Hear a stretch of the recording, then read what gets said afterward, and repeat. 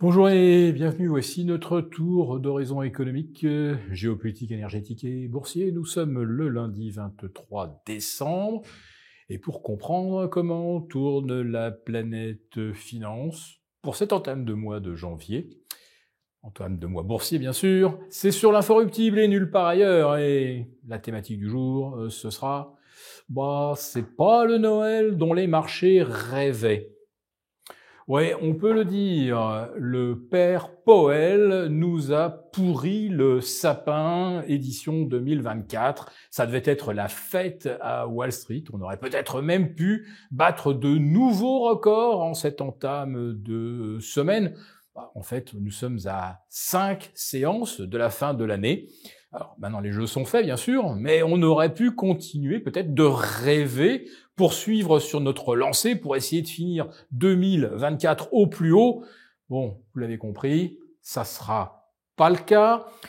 Vous avez vu vendredi les principaux indices US casser leurs supports, soit horizontaux, soit obliques, moyen terme. Tout ça n'était pas de bon augure. Eh bien, ça ne va pas mieux en ce début de semaine. Puis surtout, on a assisté vendredi à quelque chose d'assez incroyable, et mais vraiment incroyable, c'est du jamais vu.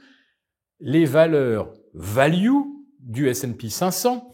Alors vous savez que le S&P il est divisé entre 11 secteurs, et parmi les secteurs value, vous avez l'automobile, vous avez la santé, pharma, vous avez les services aux collectivités, vous avez les mines, les banques, les assurances. Tout ça, c'est de la value. Eh bien, vendredi dernier, pour la journée des 4 sorcières, on a aligné une 15e séance de baisse consécutive. Il n'y a pas eu un seul rebond sur les values durant donc les 3 dernières semaines. 3 semaines de baisse consécutive pour les valeurs value, alors qu'on a vu, Broadcom intégrer le cercle des 1000 milliards, devenir la 8e fantastique.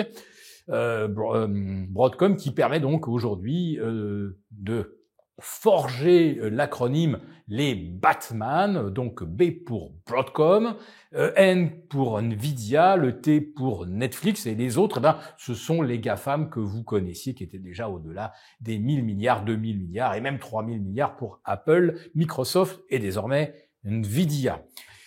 Donc, 3 semaines de baisse consécutive pour les values, ça veut dire qu'en fait, l'argent, il est parti ailleurs, puisqu'on a continué de battre des records sur le S&P. Alors c'est vrai que les records sur le S&P se sont arrêtés aux alentours du 11 décembre, mais on a continué sur le Nasdaq, on en a battu un nouveau le 16 décembre, donc on voit que l'aspiration, l'appel d'air exercé par les Batman est complètement irrésistible, mais surtout on arrive à un marché complètement déséquilibré, il ne l'a jamais été autant, même si en fin d'année, avec les habillages de bilan, c'est assez classique. Ce sont les gagnantes de l'année qui sont généralement privilégiées avant le vendredi 4 sorcières. Mais là, c'est un phénomène qui a duré pratiquement toute l'année. Et les values atteignent des niveaux de sous-valorisation qu'on n'a pas connus depuis, l'an 2000.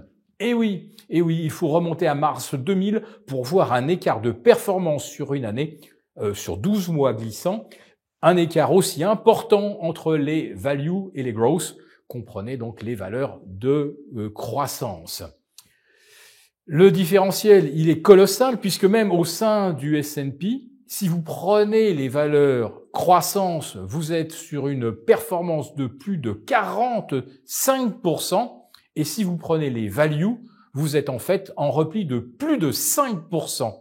5%, c'est grosso modo la contre-performance du CAC 40 cette année.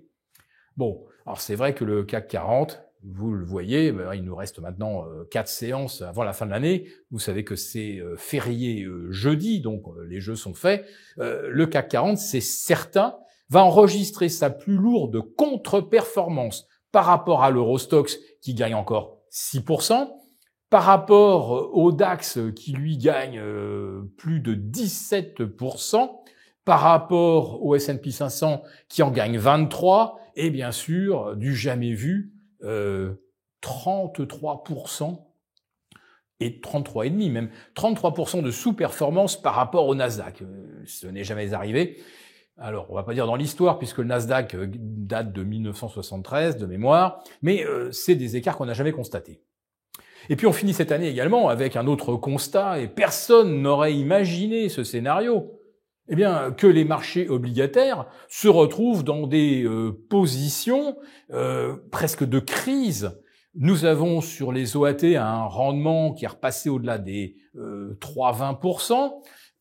On était là il y a plus d'un an, ou encore, on va dire, fin mai. C'était avant qu'on se dise, ça y est, la Fed va baisser ses taux, on va finir l'année avec des OAT à 1,80, des Bund à 1,40, etc. C'était avant la dissolution. Eh bien, figurez-vous qu'on va finir l'année avec une hausse de 75 points de base sur le 30 ans américain. On était à 4% le 1er janvier, 4,75 vendredi dernier. Sur le 10 ans, on est aujourd'hui au-delà de 4,50. On a même fait 4,60. C'était jeudi dernier. C'était inimaginable. On était en dessous de 3,90 au 1er janvier. Autrement dit, c'est comme si la Fed n'avait pas baissé les taux de 100 points depuis mi-septembre. C'est comme si elle les avait montés de 75. C'est un scénario absolument incroyable. Et on finit l'année aussi avec cet autre constat, c'est que l'euro, il perdait déjà de l'influence, de l'importance sur le marché d'échange international. La fin d'année, elle est catastrophique. Alors c'est vrai que nous avons toujours la guerre à nos frontières avec l'Ukraine.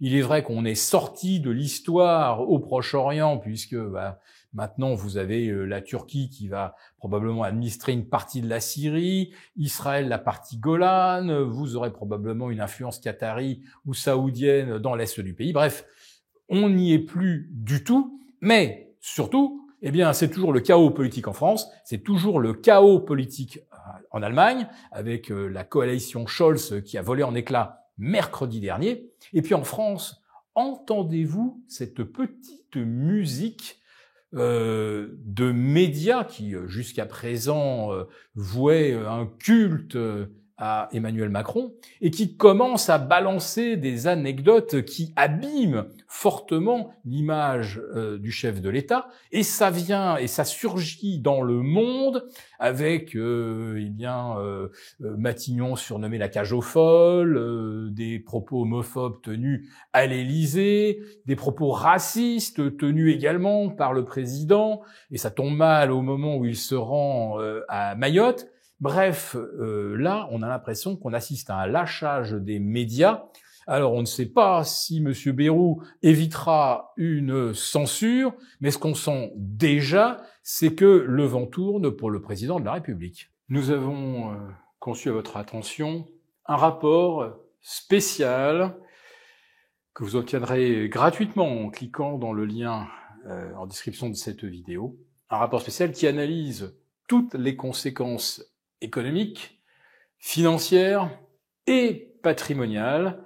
Et bien sûr, ce rapport vous offre également des mesures, des initiatives à mettre en place très rapidement pour protéger votre épargne, celle de vos proches. Tout ça donc dans un rapport gratuit que vous obtenez en cliquant en bas de cette vidéo.